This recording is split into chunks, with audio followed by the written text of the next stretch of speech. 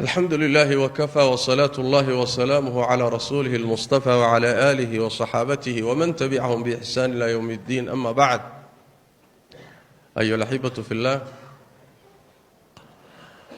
waxaan ku dhex jirnaa maalmihii fadliga badnaa ee khayrka badnaa tobanka hore bisha dilxija. nabigu sallallahu alayhi wasallam ku sheegay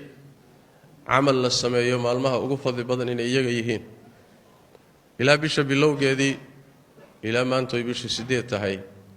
ayaan dadaalkaasi soo wadnay. haday tahay soon la soomo, haday tahay sadaqa la baxsado,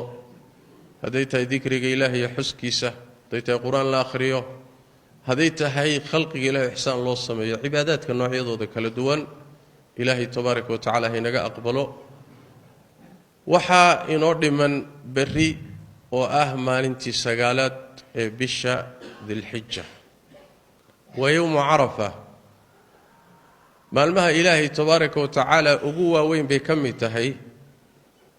ilaahay baa tabaaraka wa tacaala samada soke u soo dega sida nabigu sheegay sallallahu alayhi wa alihi wasallam. markaasuu ilaahay wuxuu u dambi dhaafaa maalinka isaga khalqi aan la tirin karin, isagu uu ogsoon yahay.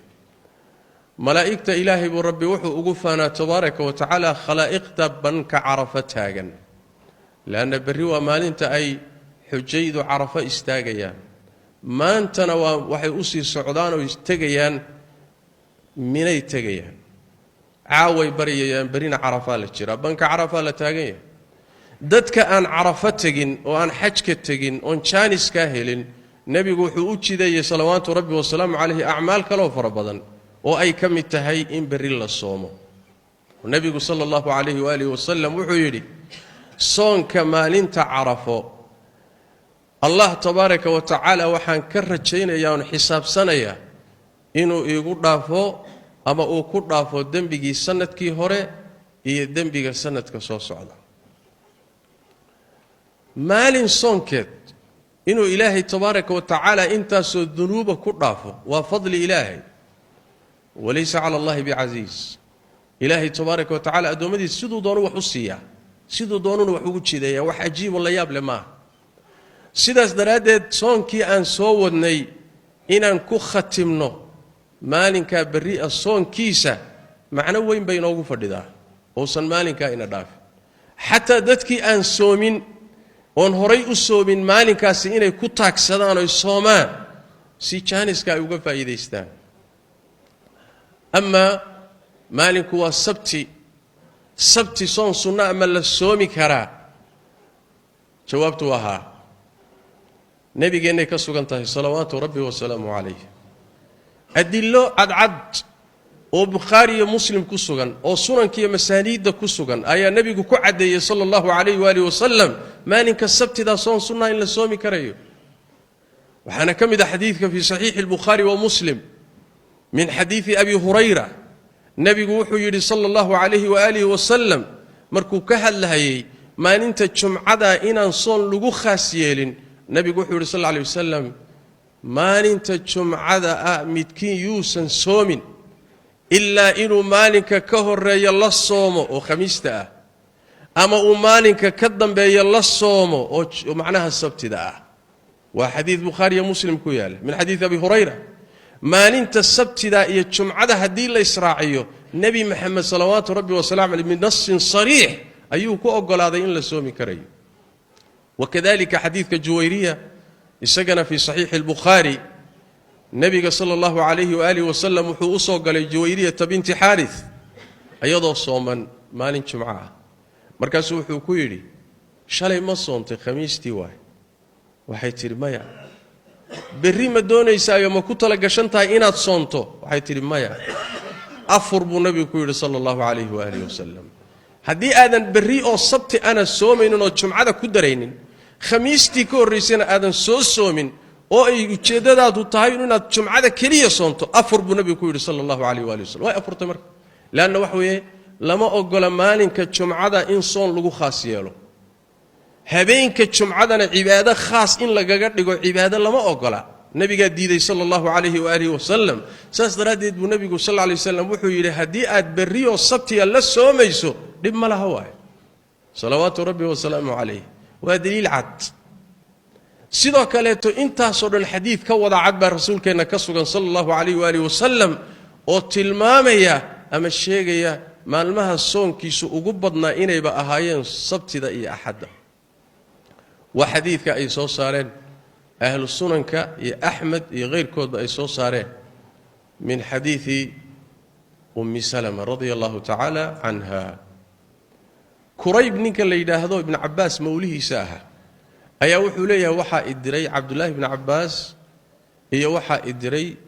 rag kaloo saxaabada ka mid oo la joogay baa i diray waxay ii direen xaaskii nebigae ummu salama waxay ugu yidhahdeen waxaad soo weydiisaa nebigu sala allahu calayhi waaalihi wasalam maalmaha ugu badanee uu soomi jiray usbuuca maalmahee ugu badnaa uu soomi jiray kurayb waa tegey ummu salam uu u tegey su-aashii buu weydiiyey waxay ku tidhi sabtidii axaddu nebiga soonkiisu u badnaa wuu soo noqday raggii dirsaday buu u soo laabtay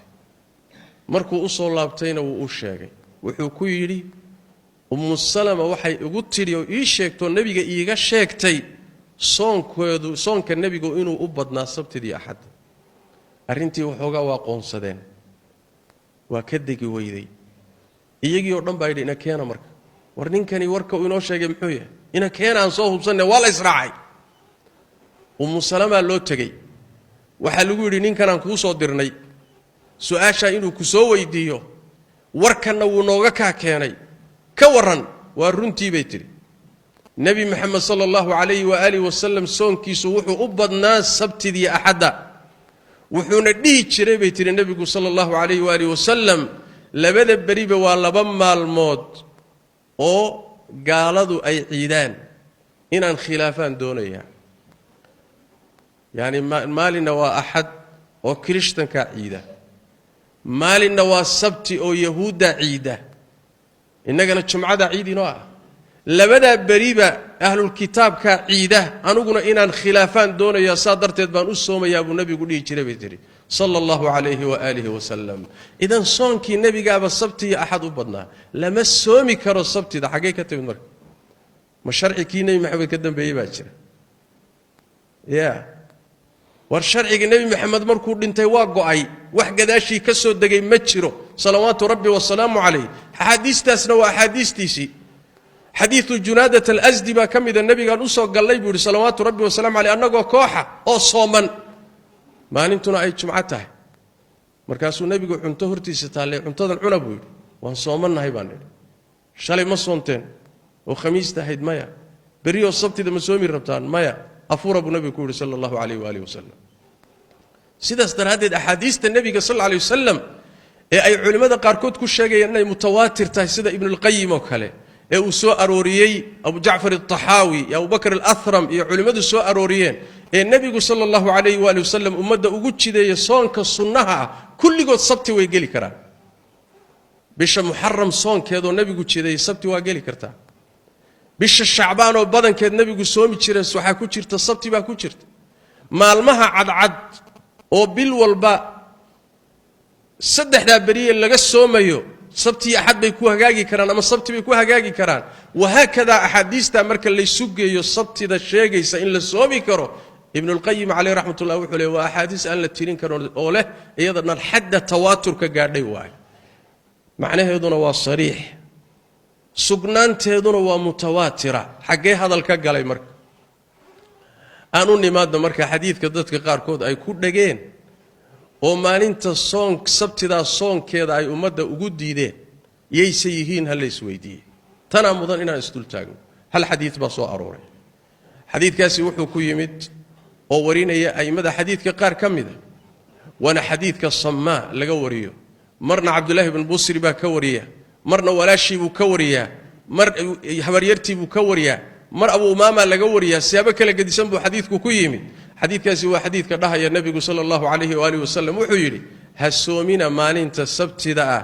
ilaa soon waajiboo farad ah mooye